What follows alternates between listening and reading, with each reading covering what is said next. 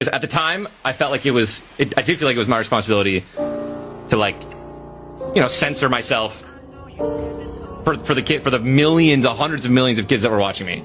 But, like, I was like, I'm gonna make sure that, you know, just set a good example and just don't. Where'd you hear that from, son? I was watching Yin.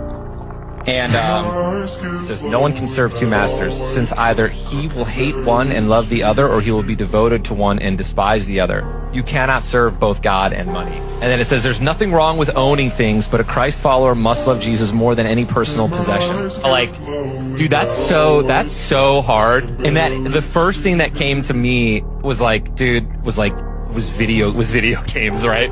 But you know, I've really shaped my priorities and rearranged them greatly, I feel like, the last couple of months. So I feel, you know, I'm working on it.